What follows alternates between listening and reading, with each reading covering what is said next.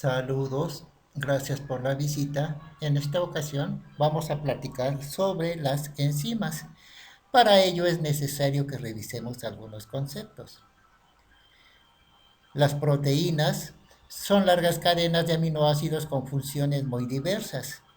Pueden funcionar como transporte de sustancias intracelulares, como protección contra agentes patógenos en la estructura dimensional, en la comunicación intracelular, entre otras. Dependiendo de la conformación de los enlaces peptídicos, se identifican cuatro niveles estructurales. La primaria, que es una secuencia lineal o en cadena de aminoácidos.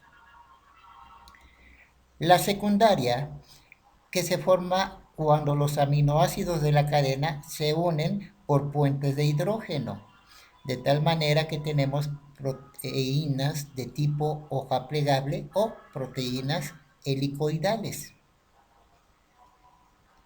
La terciaria se forma por atracciones electrostáticas entre las hélices y hojas plegables. Y la cuaternaria es la unión de dos o más cadenas de proteínas.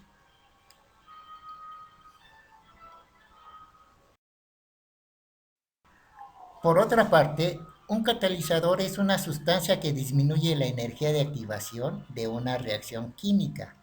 Si nosotros monitoreamos una reacción, vemos la energía de la reacción que se utiliza contra el tiempo de reacción, vemos que se parte de un nivel de energía de reactivos hasta alcanzar otro nivel energético para la formación de productos.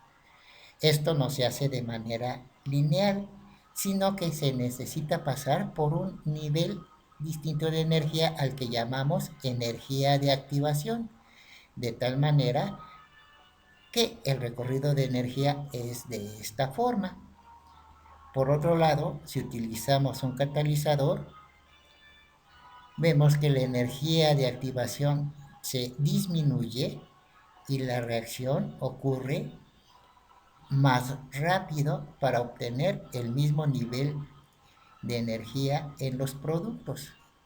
Por lo tanto, al disminuir la energía de activación, se incrementa la velocidad de la reacción.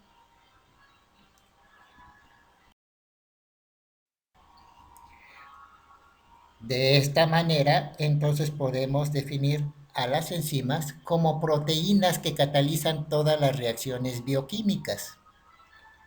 Además de su importancia como catalizadores biológicos, tienen muchos usos médicos y comerciales. Podemos verlos en los detergentes biodegradables, en los cosméticos y en la descomposición de plásticos tipo PET. La mayoría de las reacciones de los sistemas vivos son reversibles, es decir, que se establece un equilibrio químico. Por lo tanto, las enzimas aceleran la formación de equilibrio químico, pero no afectan la concentración final del equilibrio.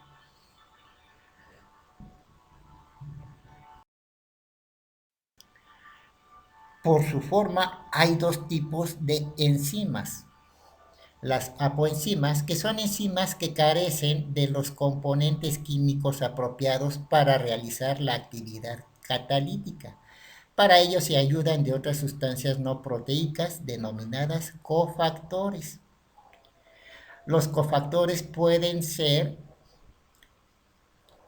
iones metálicos que se denominan activadores, como el fierro, magnesio, cobre, potasio, sodio y zinc, y otros cofactores denominadas coenzimas, que generalmente son compuestos orgánicos de bajo peso molecular, por ejemplo las vitaminas del complejo B. La holoenzima es una enzima formada por una apoenzima y un cofactor, que puede ser la unión de una molécula orgánica compleja unida o no.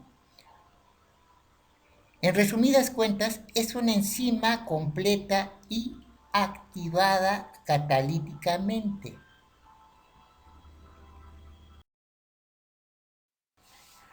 La actividad enzimática es la forma como actúa la enzima sobre las sustancias. La sustancia sobre la cual actúa una enzima se le llama sustrato. Los sustratos son específicos para cada enzima. Por ejemplo, la sacarosa es el sustrato de la enzima sacarasa que actúa rompiéndola en sus componentes. Las enzimas actúan de acuerdo a la siguiente ecuación. Enzima más sustrato van a formar un complejo enzimático enzima-sustrato para que realice su acción y finalmente se obtenga el producto y la enzima recuperada. Esto sucede así. La enzima y el sustrato se combinan para formar un complejo. Para que se combinen, tiene que reconocer la enzima al sustrato y esto lo hace con su sitio activo. Se forma el complejo enzimático, se le hace la modificación al sustrato y finalmente se descompone formando un producto y regenerando a la enzima para que quede lista para actuar sobre otra molécula del mismo sustrato. El grado de especificidad de las enzimas es muy alto. Pueden distinguir incluso diferentes tipos de isómeros. La especificidad de la enzima se debe a la forma particular de una pequeña parte conocida como sitio activo, el cual se fija a la contraparte complementaria del sustrato. Hay factores que afectan la actividad enzimática y estas son la concentración del sustrato. A mayor concentración del sustrato a una concentración fija de la enzima se obtiene la velocidad máxima. Después de que se alcance esta velocidad, un aumento en la concentración del sustrato no tiene efecto en la velocidad de la reacción. La concentración de la enzima, siempre y cuando haya sustrato disponible. Un aumento en la concentración de la enzima aumenta la velocidad enzimática hasta cierto límite. La temperatura, un incremento de 10 grados, puede duplicar la velocidad de la reacción hasta ciertos límites. El calor es un factor que desnaturaliza a las proteínas. Por lo tanto, si la temperatura se eleva demasiado, la enzima pierde su actividad enzimática. El pH. El pH óptimo de la actividad enzimática es de 7, excepto en las enzimas del estómago, cuyo pH óptimo es ácido. Y la presencia de cofactores. Muchas enzimas dependen de los cofactores, sean activadores o coenzimas, para funcionar adecuadamente.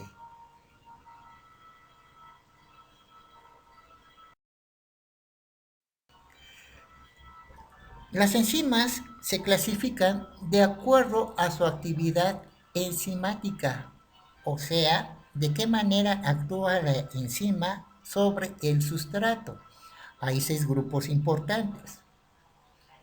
Así tenemos que las oxidorreductasas son moléculas que realizan reacciones de oxidorreducción. Si una molécula se reduce, debe de haber otra que se oxida. Vemos que hay un transporte de oxígeno hacia otra molécula. Las transferasas realizan la transferencia de grupos funcionales. En este caso vemos que esta enzima tiene un grupo funcional fosfato. Este sustrato tiene un grupo funcional fosfato y lo transfiere a otra molécula. Las hidrolasas rompen o roban una molécula de agua, como los enlaces glucósidos o peptídicos. Vemos que hay un grupo funcional en cual se secuestra una molécula de agua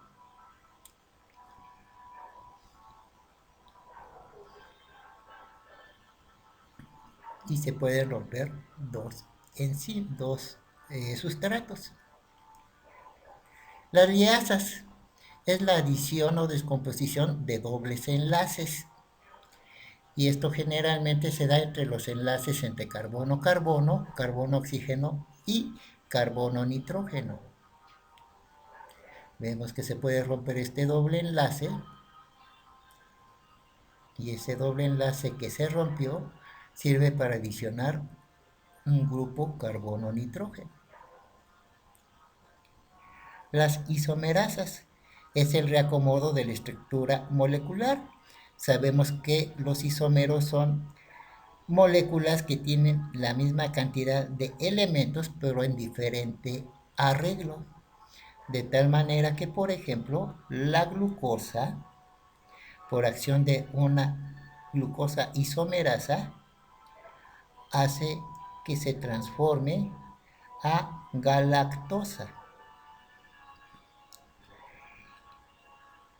Tenemos también las ligasas que forman enlaces con aporte de energía en forma de ATP. Tenemos dos sustancias, dos sustratos, donde se realizan enlaces de tipo carbono, carbono-oxígeno, carbono-nitrógeno o carbono-azufre. Hay un intercambio de ATP a ADP para tener producto.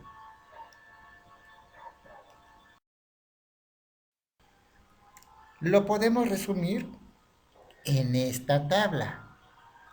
Tenemos un tipo de enzimas hidrolasas cuya actividad es catalizar reacciones de hidrólisis, es decir, romper biomoléculas con moléculas de agua.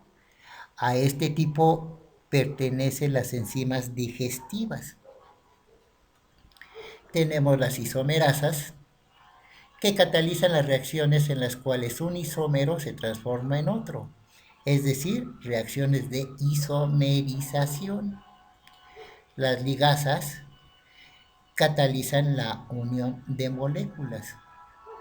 Las liasas, por su parte, catalizan las reacciones de adición o eliminación de enlaces para producir dobles enlaces. Las oxidorreductasas, por su parte, catalizan reacciones de oxidorreducción, es decir, facilitan la transferencia de electrones de una molécula a otra. Por ejemplo, la glucosa oxidasa cataliza la oxidación del sustrato glucosa a ácido glucónico. Y las transferasas catalizan la transferencia de un grupo de una sustancia a otra. Por ejemplo, la transmetilasa es una enzima que cataliza al sustrato la transferencia de un grupo metilo de una molécula a otra. No resta más que agradecer la visita. Veas el tutorial cuantas veces creas necesario. Visites nuestro canal Ciencia, Conjuros y Enigmas. Si es posible te suscribas. Y por favor, darle like y comparte. Hasta pronto.